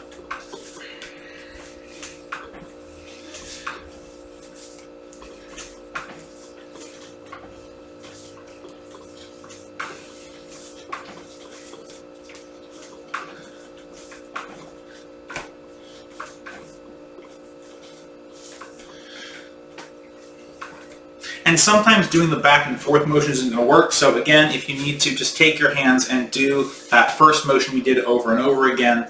Just move it back up and roll it down. It's another method for rolling it out. There's no good or bad method for doing this. You just want to make sure that when you're doing it, it works best for you. Obviously, you're doing a repeating motion, so be careful with your hands. If you need to stop, shake out your hands. Feel free to do that. Unfortunately, there's no real good substitute for this. You can't really, for rolling it out, you can't really use a machine to roll it out. But if you have a friend or a partner or a roommate or a housemate, maybe ask them to join in, right? You're giving them bread. You're giving them bread anyway. So, well, hopefully you are. If you're gonna ask them, come on, you gotta share your bread. And bread's a staple of people. You want to be a person of the people, right? Okay. So that silly banter aside, we have our second strand looking good. It's tapered on one end. All right, this is ready. Let's put this over with our first strand. Looking good. Let's take our last one, third and final.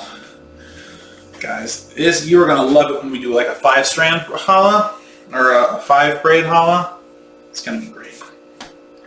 It's a mess to put together, but I'll tell you what, it looks really impressive. And if you can master it, and there's so much you can do with a challah. You can do a 2-braid, which is more like a twist. You can do a 4-braid, which looks like a twist but a little bit more complex, which I was doing for a while until I decided that it's a lot of work.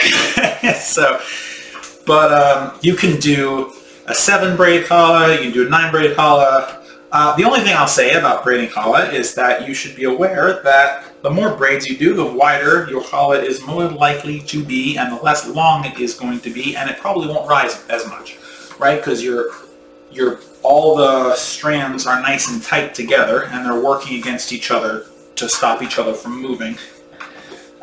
So either your bread will tear in the oven, which will give it that kind of exploding look about it, or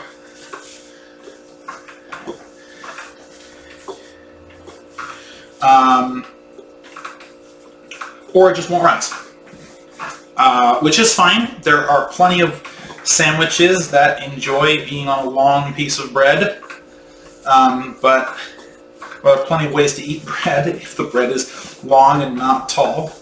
But the way I like to make my challah is I like for it to be both long and tall, so it lasts and is also amenable to holding things on it, like slices of meat and cheese. Alright, we are almost done with our third one. I know you guys are probably lightning at this, and you know, in the time I've done it, you've done like 54 of them or some nonsense. Just kidding, that's probably not the case, but hey, this is recorded, so you can always skip forward. Alright, so we've got our third one. It's, well, actually, let's taper up the one side a little bit. So if you need to taper one side, just take your hand and back and forth over it until it tapers a little bit. You get that little point there. Alright, so now what we're going to do is we're going to bring our tray over. Alright, let's put all the tape and bits together. Alright, so here's our tray. It's kind of hard to see, and there really isn't a good way for me to get the camera angle better, but we're gonna, All right, so we're going to take our 3 nubs at this end. We're going to, the 3 tapered ends, we're going to attach them all together. So what I'm doing is I'm just taking them and folding them on top of themselves. Okay. All right, so now do the braid. Take 2 strands on one side. We're going to take the first strand, wrap it over the middle strand, the outside strand, wrap it over the middle strand. Then we're going to bring that up so it's nice and tight. We do the same thing over and over again. So always take the outside one, bring it over the middle. And as much as possible, bring it up. You want these braids to be as tight as possible. It will make your bread look prettier. Right, so always bring your braids up. Okay. You should try as much as possible to make your strands equal in girth and length, but it's not always the case. So, all right, so we got to the end here. Attach these guys together, tuck them into each other. All right, we're going to do the same thing on this side. Just tuck in this end. So if you don't have attractive ends, just pinch the end and use your hands, tuck it underneath, and you can use your hands a little bit to shape it. Remember, this is going to grow. So if you want to tuck it in a little bit to get a more uniform shape, I'm going to have a bit of a bulge on the one side, unfortunately. So let's try and tuck that under a little bit more. All right, so your challah should look a little bit like this. Ta-da! There we go. A little bit like this. All right, so now we're going to take the same plastic that we've been using. Again, not wasting here. You're going to put it the same size down that's been touching the bread. You don't know where the other side's been, so be careful with that. We're going to put it over here. We're going to wrap it in our towel. This is a loose wrapping. Don't wrap it too tightly. We want our bread to grow, have room to grow. And we're going to set a timer for 1 hour.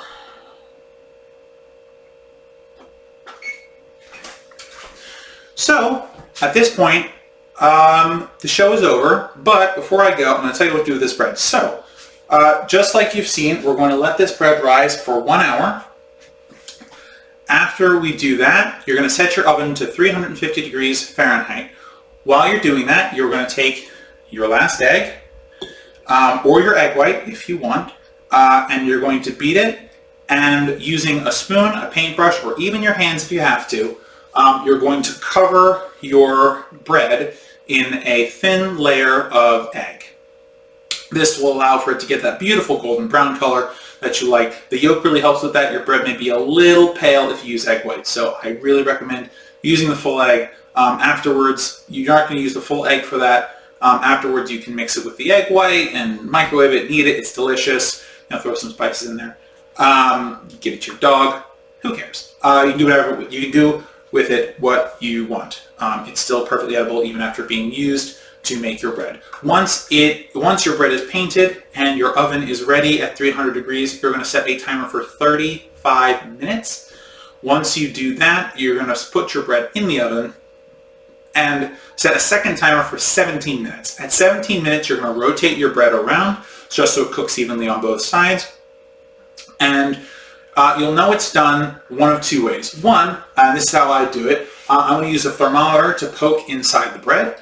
The bread at its thickest point should read 205 degrees at least, between 200 and 205, for being a little bit more flexible about the temperature.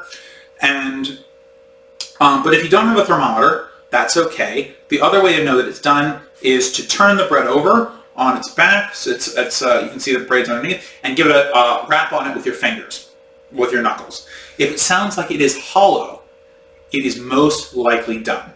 Now, so one more thing about bread, and especially this bread. Your bread will brown in the oven.